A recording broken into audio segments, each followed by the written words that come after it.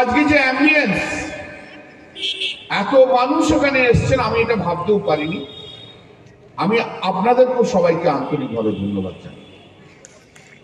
আপনারা এলে, আপনারা যখন আসেন, আপনারা যখন থাকেন, সেটা তো একটা এনকারেজ করার জন্য এনকারেজ হয়।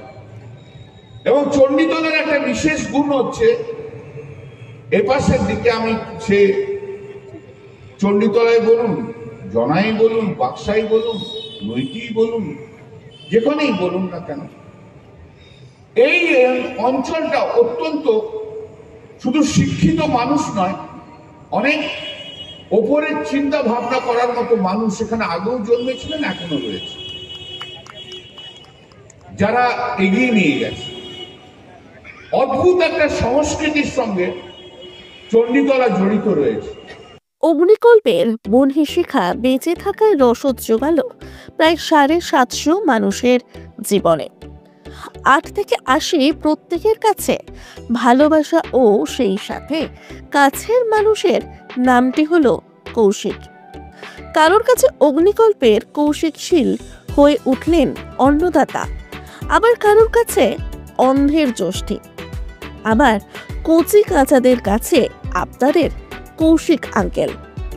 এক কথায় সমস্যা সমাধানের অপর নাম অগ্নিকল্পের সম্পাদক কৌশিকশীল।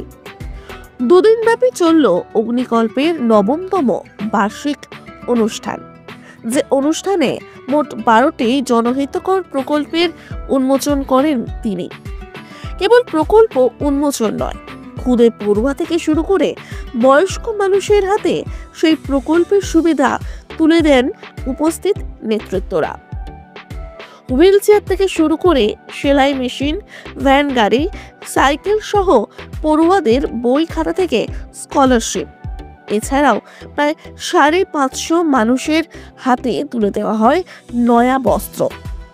এদিন এই বিশেষ ক্ষণের সাক্ষী থাকেন সাংসদ কল্যাণ বন্দ্যোপাধ্যায়, মন্ত্রী স্নেহাশিস চক্রবর্তী, বেচারাম মান্না, বিধায়ক করবী মান্না, হুগলি জেলার শিক্ষা ও সংস্কৃতির কর্মাধ্যক্ষ ডক্টর সুবীর মুখোপাধ্যায় সহ একাধিক ব্যক্তিত্ব।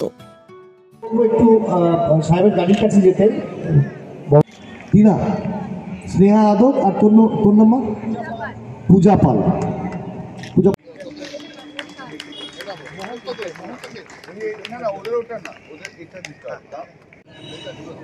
হ্যাঁ, ওটাকে খুলে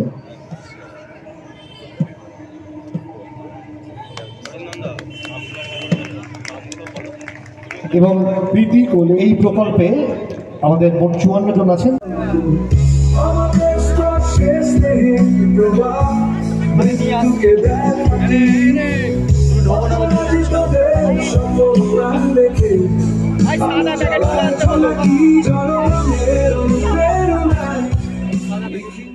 অনেক সরকারি ক্ষেত্রে অনেক নিয়ম থাকে, অনেকগুলো সিঁড়ি থাকে, সেই সিঁড়িগুলো পার হয়ে তবে একটা জিনিস পাওয়া যায়, অনেক ফর্ম ফিল আপ, অনেক কিছু ইত্যাদি ইত্যাদি ব্যাপারগুলো থাকে। যেমন আজকে আমি যে কারণে ওয়েট করছি, আমি সাহেবকে বসিয়ে রেখেছি, একটা উদ্বোধন হবে, আমি একটুখানি সেই ব্যাপারটা বলে রাখি। আমি জানি না এটা কে কিভাবে নেবেন। আমার পথের, আমার গ্রামের বাসিন্দা সুরমণি কারকের সঙ্গে আমি তাকে চিনি প্রথম। তার বাচ্চা মারাত্মকভাবে অসুস্থ, তাকে নিয়ে আসা হয়েছিল এই পাশের হসপিটালে, এবং সেখান থেকে আমার পরিচয়, এবং ওখানে আমাদের সঞ্জীব, দীপক ওরা আছে, ওরা নিয়ে এসেছিল। সমীরন্দা বাচ্চাকে দেখলো, সমীরন্দা বাচ্চাকে সুস্থ করে দিল। তারপর সুরমণি কারক বললো, দাদা খুব খারাপ অবস্থায় আছি, একবার যেতে হবে বাড়িতে। আমি সঞ্জীবদের নিয়ে তার বাড়িতে গেলাম। বাড়ি বলতে কিছুই না, বাড়ি নেই। এর আগে ওরা 2টো ঘর পেয়েছিল সরকারের পক্ষ থেকে। একটি ঘরে থাকে সুরমণি কারকের শাশুড়ি মা, পাশের ঘরটি যেটা সরকারি থেকে আবার পাওয়া, সেই ঘরে থাকেন তার ভাসুর এবং তার স্ত্রী। আর সুরমণি কারক যে জায়গাটায় থাকেন, সেই জায়গাটা ছিটে বেড়া দিয়ে, সেই ছিটে বেড়া নষ্ট হয়ে গেছে, এবং তার পিছনে একটি জায়গা রয়েছে, সেটা বেশ উঁচু জায়গা। বর্ষাকালে সেখানে জলটা পুরোপুরি নামে।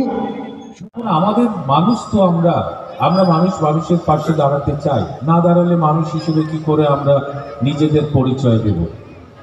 এই যে আমাদের পৃথিবী আছে, তারপর কত গ্রহ আছে, কত নক্ষত্র আছে, সেই গ্রহ নক্ষত্রগুলোতে পৃথিবীর মতো কোনো গ্রহ কি আদৌ আছে?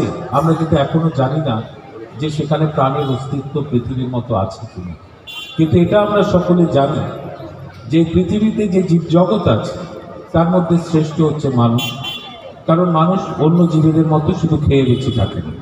মানুষ ভাবনা করতে পারে, মানুষ চিন্তা করতে পারে, মানুষ নিজেকে কর্ষণ করে আরো উন্নত থেকে উন্নততর হতে পারে। মানুষই একমাত্র জীব যে শব্দের পাশে শব্দ বসিয়ে মালা গেঁথে মনের ভাব ভাষার মাধ্যমে প্রকাশ করতে পারে। লাগছে আজকের অনুষ্ঠানটা? ভালো লাগছে। কাপড় দিলে কেমন লাগছে? কি বলবেন? কি বলবেন?